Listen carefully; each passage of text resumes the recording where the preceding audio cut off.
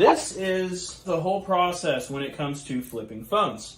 This right here is the easiest way that I have found to make money in this business consistently, pretty much every day. So let's get into it and let's break it down. I think you guys are really gonna love this video. I think it's gonna help you out and help you understand the business model as a whole. So number one, guys, is you need ads. And it says basically, I buy stuff. So you want an ad that pretty much says, I buy phones, I buy electronics, I buy this, I buy that. Now the cool thing about this is this isn't only limited to phone flipping either. You can do this with I buy tools, I buy this, I buy vacuum cleaners, it doesn't matter. So the first part of this whole thing is we need ads. Now, once you post some ads, and I recommend starting off with like groups, Craigslist, Facebook ads.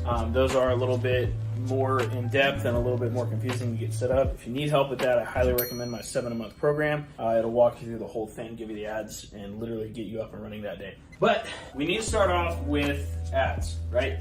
Groups, Craigslist, and other local sites. Now, once we post these ads, guys, we are then going to start generating messages. These messages are going to be people that are hitting us up and be like, I want to sell my XS Max or my iPhone 11, right? It's going to be messages just like that. I mean, that part's pretty simple, right? They're going to hit you up. That is what constitutes a lead. They are considered a lead at this point. Now, we move over into this area. Let's just say somebody hits us up with a cracked iPhone XS Max. So before we can make an offer or before we can negotiate, we have to make an appraisal. That appraisal is going to determine what we can buy the phone for. When we're looking to make an appraisal, what we need to do is we need to go to eBay or to a direct buyer sheet, and then we need to look for an appraisal based on sold listings. You don't want to go to eBay and just type in iPhone XS Max cracked. What you actually want to do, and I go over this in some of my videos and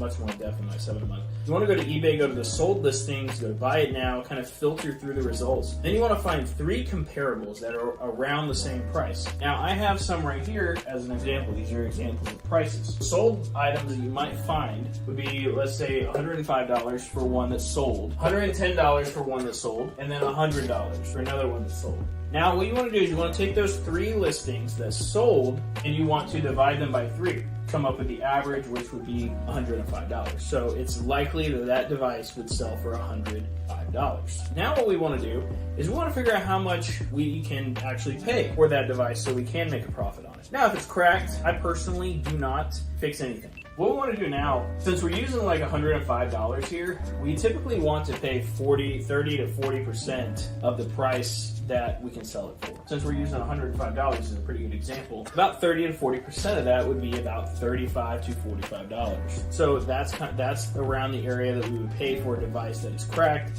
that is damaged, and then we would sell it for this price, which would net us probably around $45 to $50 in profit. So that's kind of how the whole system works there. Now let's say they didn't agree to us offering $45, and many times they won't. You're only going to close typically 1 out of 10. So what we want to do is we want to negotiate now. This is how I personally negotiate, and I think you guys will like it. As you can see here, I have negotiation, and then I have something here called bullets. I don't ask all of these questions all at once. I ask them one at a time, and I do that for a reason.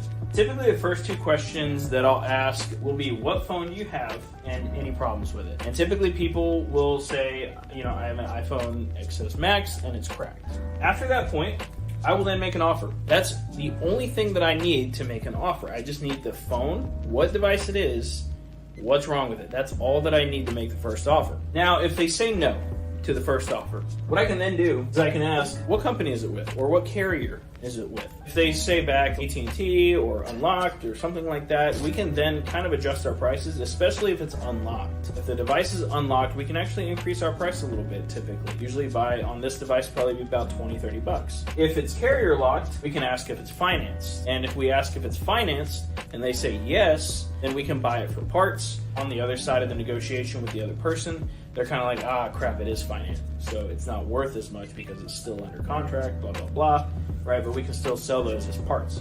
And if they say no to that, typically what you can do, if it is, be like, hey, can you pull up the battery health for me? A lot of the times on the older ones, like the XS Maxes, the battery health has deteriorated a little bit, which does make it worth a little bit less. The next part, after somebody agrees to the price that you give them, what you want to do is you want to meet up. And then upon meetup, there's a couple of things that you want to check. You want to check things like the screen, the volume and home button, Face ID. Face ID.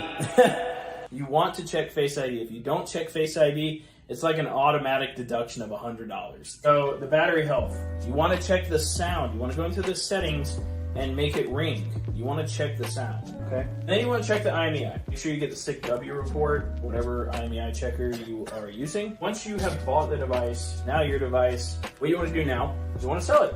You want to sell the device so that we can profit and make some money. So there's a couple of different places you can sell these phones. You can sell them on eBay, which is it's a good place to sell stuff. You can sell them to a direct buyer. You can sell them on Swappa, and you can sell them on Mercari. I sell most of my devices on eBay, most of my cracked devices on eBay, or I'll send them to the NYC phone buyer. Really depends on which one I can get more profit from.